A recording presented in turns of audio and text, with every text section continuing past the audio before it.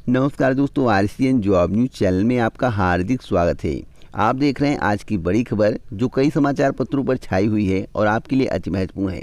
लेकिन इस बड़ी खबर को देखने के पहले अगर आप इस चैनल पर नए हैं तो वीडियो को लाइक कर दें, चैनल को सब्सक्राइब कर लें, जिससे आपको इसी प्रकार की जानकारी समय समय पर मिलती रहे। तो आइए शुरू करते हैं। पहली खबर यूपी बोर्ड की है। यहाँ पर लिखा हुआ है कि साल भर होगी ऑनलाइन पढ़ाई, परीक्षा मार्च में, अकादमिक कैलेंडर जारी। आगे बताया गया है कि उत्तर प्रदेश माध्यमिक शिक्षा परिषद कोरोना संक्रमण के कारण इस बार हाई स्कूल व इंटरमीडिएट परीक्षा मार्च अप्रैल में कराएगा। 18 अगस्त से स्कूलों में ऑनलाइन कक्षाएं शुरू हो जाएंगी, जो साल भर चलेंगी। हर महीने के आखिरी में ऑनलाइन परीक्षाएं भी होंगी। बोर्ड के सचिव दिव्यकांत शुक्ल की ओर से बृहस्पतिवार को जारी अकादमिक कैलेंडर के अनुसार अगले वर्ष 31 जनवरी 2021 तक शिक्षकों को पढ़ाई पूरी करने का लक्ष्य दिया गया है। प्रयोगात्मक परीक्षा फरवरी 2021 के पहले एवं दूसरे सप्ताह में कराए जाने की तैयारी है, जबकि प्री बोर्ड परीक्षा फरवरी 2021 में तीसरे और चौथे सप्ताह में कराने की बात कही गई है। वहीं अप्रैल 2021 में नया शैक्षिक सत्र शुरू करने की योजना है। तो आप सभी मानकर चलिए, अब ऑनलाइन परीक्षाएं होंगी, ऑनलाइन पढ़ाई होगी। ऑफलाइन की व्यवस्था धीरे धीरे खत्म करने का प्रयास है इस कोरोना की महामारी में। आगे की खबर है कि अंतिम वर्ष की परीक्षाएं रद्द करना छात्रों के हित में नहीं, यूजीसी। आपको बता दें, यहाँ पर लिखा हुआ है कि विश्वविद्यालय अनुदान आयोग ने सुप्रीम कोर्ट में कहा कि अंतिम वर्ष की परीक्षा छात्र शैक्षणिक जीवन में बहुत महत्वपूर्ण होती हैं। इन परीक्षाओं को रद्द करना किसी सूरत में छात्रों के हित में नहीं है। महाराष्ट्र और दिल्ली सरकार के हलफनामे के जवाब में आयोग ने कोर्ट में कहा कि राज्य सरकारें अंतिम वर्ष की परीक्षाएं रद्द नहीं कर सकती हैं। आयोग ने कहा कि अंतिम वर्ष की परीक्षाएं आयोजित करने के लिए 6 जुलाई 2020 को जारी किए गए दिशा निर्देश विशेषज्ञों की सिफारिश पर आधारित है। इन्हें विचार विमर्श के बाद तैयार किया गया है। ऐसे में यह दावा करना पूरी तरह से गलत है। इन दिशा निर्देशों के आधार पर परीक्षा आयोजित करना संभव नहीं है। तो यूजीसी का साफ साफ कहना है कि अंतिम वर्ष की परीक्षाएं होंगी, उसे स्थगित नहीं किया जाएगा, या छात्रों के हित में नहीं है।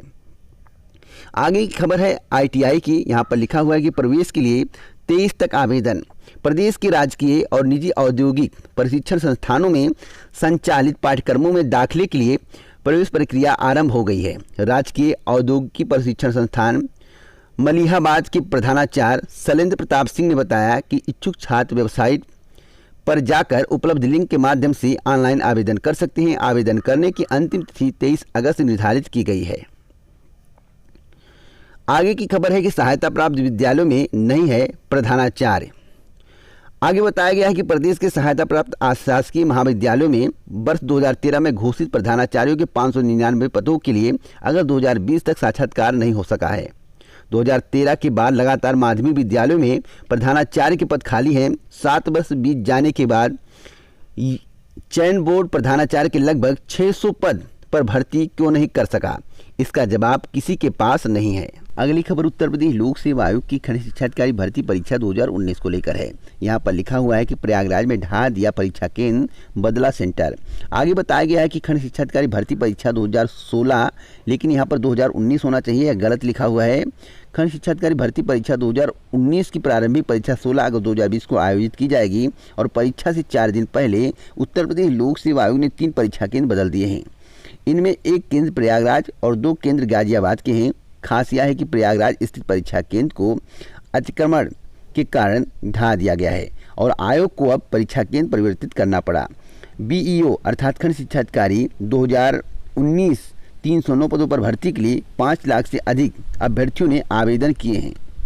बीईओ परीक्षा रोकने की याचिका खारिज। मैं आप सभी को बताना चाहता हूं कि इलाहाबाद हाईकोर्ट में याचिका दायर की गई थी। याचिका को खारिज कर दिया गया है। हाईकोर्ट हस्तक्षेप करने से इनकार कर दिया है। सुप्रीम कोर्ट में आज सुनवाई होनी है। पूरी डिटेल इस वीडियो में आपको मिलेगी, वीडियो को आप पूरा देखते रहिए। अगली खबर है कि लॉकडाउन में अभ्यर्थियों को आवागमन में रहेगी छूट। वीकली लॉकडाउन के दौरान 16 अगस्त 2020 को खंड शिक्षा अधिकारी प्रारंभिक परीक्षा के अभ्यर्थियों को प्रवेश पत्र दिखाने पर आवागमन में पूरी छूट मिलेगी। इसके चलते पब्लिक व निजी ट्रांसपोर्ट यथावत चलते रहेंगी। सभी बाजार व दुकानें और प्रतिष्ठान सोमवार सुबह 5 बजे के बाद ही खुलेंगे। यह जानकारी डीएम अभिषेक प्रकाश ने दी है। अगली खबर है सीबीएसई की कंपार्टमेंट की परीक्षा सितंबर में होगी। इसमें बताया गया है कि सीबीएसई 10वीं और 12वीं बोर्ड परीक्षा में सुधार, फेल और कंपार्टमेंट के छात्रों की परीक्षा सितंबर में आयोजित करेगा। बोर्ड ने बुधवार देर शाम दोनों कक्षाओं के विभिन्न वर्गों के तहत परीक्षा का शेड्यूल जारी कर दिया है। अगली खबर है कि बीए बना छात्रों की पहली पसंद, स्नातक में 77,300 रजिस्ट्रेशन। आगे लिखा हुआ कि चौधरी चरण सिंह विश्वविद्यालय कैंपस और कॉलेजों में बृहस्पतिवार शाम तक 77,300 छात्र छात्राओं ने रजिस्ट्रेशन किए हैं। बीए में इतने रजिस्ट्रेशन किए जा रहे हैं कि इस बार कट ऑफ 70 तक रहने के आसार हैं। वहीं बीएससी बीकॉम दूसरे नंबर पर है। उधर सेल्फ फाइनेंस के तमाम कोर्सों में अब तक गिनती के ही रजिस्ट्रेशन हो पाए हैं। तो अब की बार जो छात्रों का रुझान है वह बीए के प्रति है, जिस तरह से आवेदन प्राप्त हुए हैं। अगली खबर है कि 52 केंद्रों पर होगी खंड शिक्षा अधिकारी की परीक्षा। उत्तर प्रदेश लोक सेवा आयोग की खंड शिक्षा अधिकारी 2019 की प्रारंभिक परीक्षा की तैयारी पूरी हो गई है। मेरठ में 52 केंद्रों पर अभ्यर्थियों को परीक्षा देनी है। मेरठ में 24,767 अभ्यर्थी पंजीकृत हैं। परीक्षा में नकलचियों की रोकथाम के लिए सेक्टर मजिस्ट्रेट की ड्यूटी निर्धारण किया जा रहा है। तो अब की व्यवस्था चुस्त दुरुस्त की जा रही है और जिससे नकल पर रोक लग सके। अगली खबर है कि नामी संस्था से भर्तियां करेंगी। हो सकता है कि उत्तर प्रदेश अधीनस्थ सेवा चयन आयोग द्वारा जल निगम की भर्तियों का विज्ञापन जारी किया जाए। यहाँ पर लिखा हुआ है कि जल निगम द्वारा नामी संस्था द्वारा भर्ती की जाएगी। अधीनस्थ सेवा चयन आयोग या फिर अन्य नामी संस्था को भर्ती का अधिकार होगा। चयन की प्रक्रिया का निर्धारण स्क्रीनिंग टेस्ट लिखित परीक्षा के माध्यम से किया जाएगा। लिखित परीक्षा में प्राप्त अंकों के आधार पर होगा।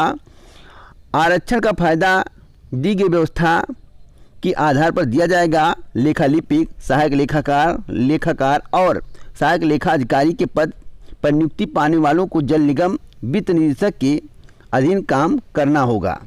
तो हो सकता है कि विज्ञापन जारी किया जाए, एकदम कंफर्म नहीं है लेकिन हो सकता है।